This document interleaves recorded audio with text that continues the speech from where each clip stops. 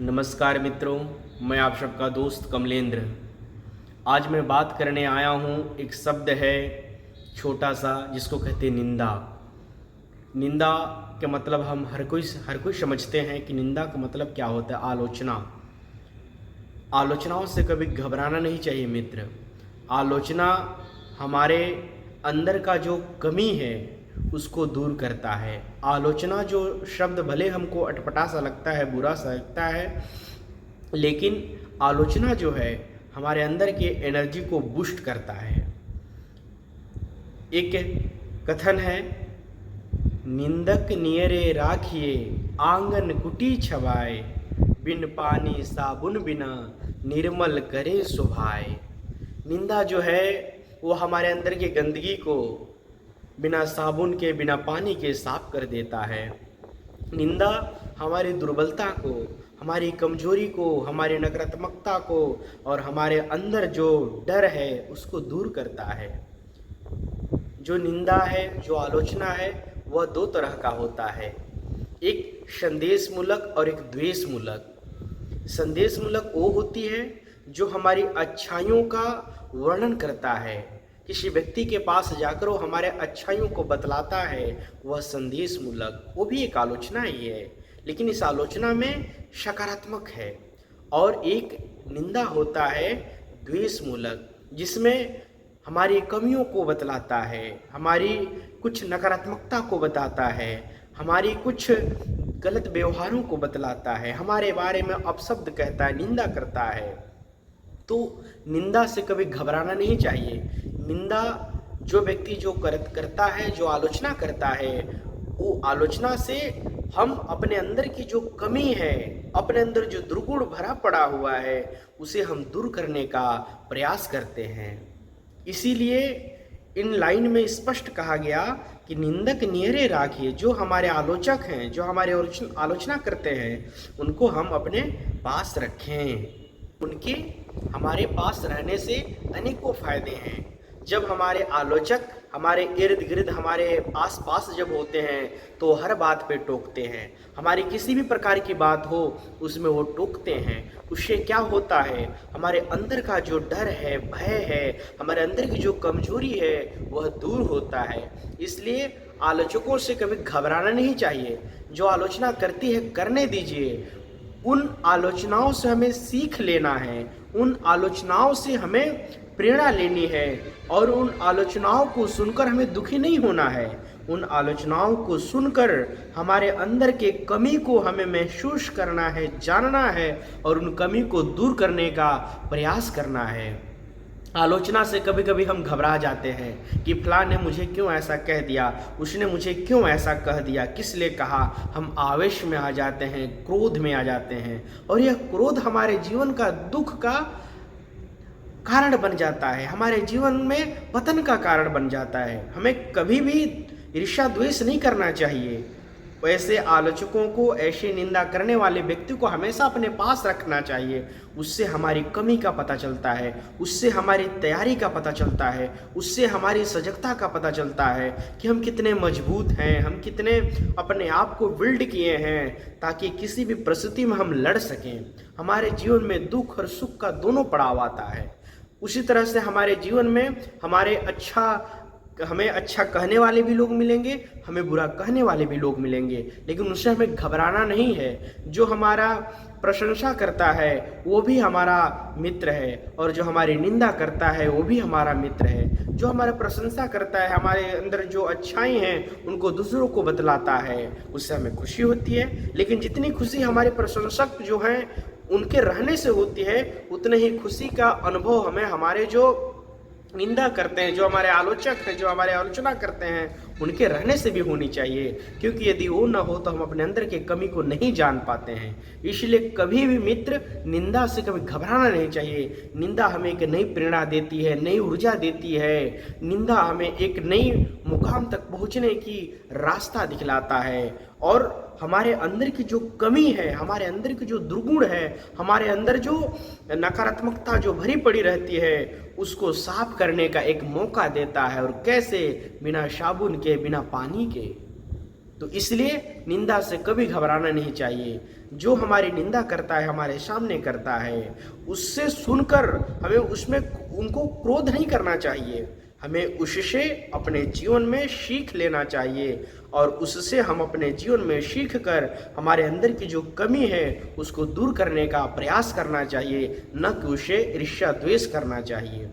जैसे एक वृक्ष के रहने से हमें हमेशा छांव मिलता है और वृक्ष से समस्याएं तो होती है, उनकी पत्तियां गिरती हैं, कचड़े होते हैं, तमाम चीज होती है, कष्ट होता है, लेकिन वही वृक्ष जब धूप पड़ता है तो उसकी छांव हमें मिलती है। उसी प्रकार से इंसान जो हमारी आलोचना करता है तो हम अपनी आलोचनाओं को समझने का प्रयास करते हैं, हम अपनी आलोचनाओं को देखने का प्रयास करते हैं और उन आलोचनाओं को सुनकर हमारे अंदर जो दुर्गुण है उन दुर्गुणों को दूर कर हम सकारात्मक दिशा की ओर आगे बढ़ते हैं। हमारे जीवन में जब कोई आलोचक जब मिलते हैं, आलोचक जब मिलता है तो उससे हमारे अंदर की कमी को बतलाता है, समझाता है, हमें तब समझना है, ना कि उससे झगड़ा करना। इसलिए कभी भी जीवन में निंदा से घबराना नहीं चाहिए, क्योंकि निंदा हमें एक नई प्रेरणा देता है, निंदा से हमें एक नई ऊर्जा मिलता है। इसलिए कभी भी निंदा से घबराना नहीं चाहिए। उससे हमारी आंतरिक जो शक्ति है, हमारी आंतरिक जो तैयारी है उसका पता चलता है। हम अपने जीवन में, हमारे जीवन में दुख का भी पल मिलेगा, सुख का भी पल मिलेगा, अच्छा भी मिलेगा, बुरा भी मिलेगा। उससे हमें सीखना है और हमें अपने अंदर के अवगुणों को देखकर दूर करने का प्रयास करना है, न कि दूसरे पे टीका टिप्पणी करना है। हमें निंदा से बचना चाहिए, हमें किसी की निंदा नहीं करनी चाहिए। एक लाइन है, कथन है, ग्रहण करो गुण जगत से, अवगुण देख न कोई, अवगुण देख आप में, त्याग यतन कर सोए। संसार में अवगुणों को नहीं देखना है। हर इंसान के अंदर अच्छे गुण होते हैं, बुरे गुण भी होते हैं, दोनों प्रकार के स्वभाव होते हैं, अच्छा स्वभाव भी होता है, बुरा स्वभाव भी होता है। लेकिन हमें उनके दुर्गुणों से क्या मतलब, उनके अच्छे गुणों को हमें धारण करना है और उनके सद्गुणों को धारण कर हम अपने जीवन में जोड़ना है और उनके जो बुरे गुण हैं, उनके जो बुरे कर्म हैं, बुरे व्यवहार है, उनको त्याग देना है। उनके बुरे कर्म से हमें क्या लेना देना, हमें अपने कर्म को बनाना है, अपने गुणों को अच्छा करना है और अपने अंदर का जो दुर्गुण है उन दुर्गुणों को दूर कर हम सद्गुण का विकास करें और सद्गुण के प्रकाश में और सत्य के प्रकाश में रहकर, सत्य के प्रकाश में विचरण कर अपने जीवन को अच्छे मार्ग की ओर प्रशस्त करें।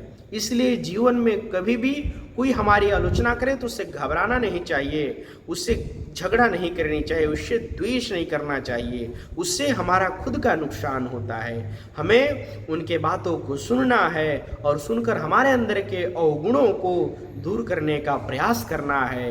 हर इंसान के अंदर अच्छा गुण होता है और बुरा गुण होता है, लेकिन हमें उनके बुरे गुण से क्या मतलब, उनका है तो है, उनके पास है तो है, लेकिन हमारे अंदर जो कोई अवगुण है, यदि हमें कोई कह रहा है तो हमें उसका चिंतन मनन कर हमारे अवगुणों को दूर करने का प्रयास करना चाहिए और कोशिश करना चाहिए कि हम सद्गुण को ग्रहण करें, अच्छे गुणों को ग्रहण करें, अच्छे बातों को ग्रहण करें, अच्छे चीज़ों को ग्रहण करें हम अपने जीवन में, जिससे हमारा जीवन भौतिक और आध्यात्मिक दोनों ओर प्रशस्त हो, दोनों ओर आगे बढ़े।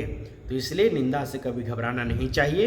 निंदा करने वालों से हाँ थोड़ी दूरियां जरूर बनानी चाहिए, लेकिन जो हमारे आलोचक हैं उनके सम्मुख भी रहना चाहिए। उनके रहने से हमारे अंदर की जो तैयारी है, हमारे अंदर की जो इच्छा शक्ति है, हमारे अंदर की जो पावर है वो मजबूत होता है। इसलिए निंदा से कभी घबराना नहीं चाहिए। जो निंदा करता है उनकी बातों को सुने।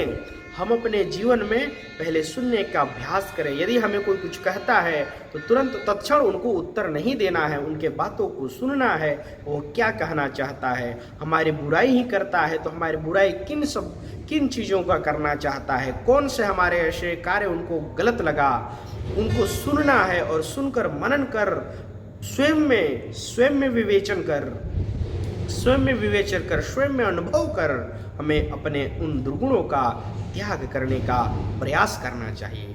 तो मैं ज़्यादा कुछ नहीं कहूँगा। हम हमेशा ध्यान दें कि जो हमारे आलोचक हैं उनकी बातों को सुने, उससे झगड़ा ना करें। उनकी बातों को सुनकर हमें उन बातों का अमल करना है कि आखिर ये इंसान क्यों हमें बोला, आखिर क्या है हमारे अंदर जो ऐसा बोला। उनको सुनकर हम अपने अवगुणों को दूर करने का प्रयास करें और किसी से झगड़ा, द्वेष, ईर्ष्या न करें, क्योंकि झगड़ा करने से खुद का नुकसान है, किसी से द्वेष करने से खुद का नुकसान है। इसलिए वो हमारी जो बुराई करता है उनको करने दीजिए, लेकिन करने दीजिए ये मतलब नहीं कि हम छोड़, हम अपने उन अवगुणों को, जिन अवगुण की चर्चा वो कर रहा है, उन अवगुणों को देखने का प्रयास करें, जानने का प्रयास करें और जानकर रह नहीं जाना है, जानकर उन अवगुणों को दूर करने का भी प्रयास करें और अपने जीवन को सद्गुण के प्रकाश में, अच्छे सत्य के प्रकाश में और अच्छे विचारों के साथ अपने जीवन को लिए चलना है, अपने जीवन को आगे बढ़ाना है। तो मैं ज़्यादा कुछ नहीं कहूँगा। उम्मीद है आपको ये मेरी बातें अच्छी लगी होगी तो आप वीडियो को शेयर करें, लाइक करें और चैनल को सब्सक्राइब करें। जय हिंद।